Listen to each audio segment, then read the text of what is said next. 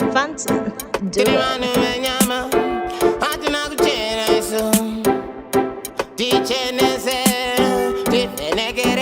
Once again, I talk up a mic. Who can I work with it as in my mind? But in the venecare and if I'm more light, pass it by no back as soon guys still patai. My politicians, I know Simbisa Kunyepa, Panamuma Keto, Kuterwa, Chakandiru Mamae, and in a Guchera, the Congora Zimbere, and Zindo Chema, Arizim Zangara, Ataka Tandara, Chawana Mashoko, and Notinaraza, Tinga Wanero Doti Sata Parara, Momereko Tofira, Kanataka Narara, Rizazim Zangara, Ataka Tandara, Chawana Mashoko, and Notinaraza, Tinga Wanero Doti Sata Parara, Momereko Tofira, Kanataka Narara. Sorry, inopisa titi yangu story, nibatem soro hapo story, mopisa jamba mosi ya glory, the one I name.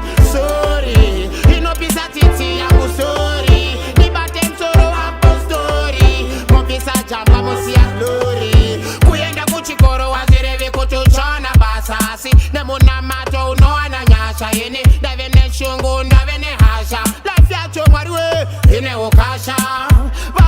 Moyo, say vachirara my life epam soro, bariko vaka vaka timpane tonyo, regate chependa temura makomo, hanadim dine feeling, muno mo Africa moda healing, chango ve matsotsi pa dealing, in reality apana kana dreaming, ne wana name, Rizazim Zangara, ataka tandara, ticha wana mashoko wanoti nyaraza, tinga wane rodoti sata parara, muere kotofira kanataka nyarara.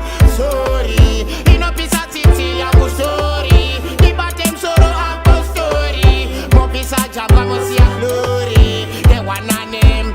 Sorry, inopisa titi yangu story, nibatem soro hapo story, mopisa jamba mosi ya glory. Once again, I talk up a mic, mukana woko body taziri mo mind, but in the venecare and if I'm more light, pass it pano paka songa stay tight. My politicians, I know Simbisa Kunyepa, Panamuma Keto Kuterwa, Chakandiru Mamae, and in a Kuchera, Kungura Zimere, Zindo Chema, Arizazim Zangara, Ataka Tandara, Ticha Wana Mashoko, and Notinaraza, Tinga Wanero Doti Sata Parara, Mumereko Tofira, Kanataka Nyarara, Rizazim Zangara, Ataka Tandara, Ticha Wana Mashoko, and Notinaraza, Tinga Wanero Doti Sata Parara, Mumereko Tofira, Kanataka Nyarara.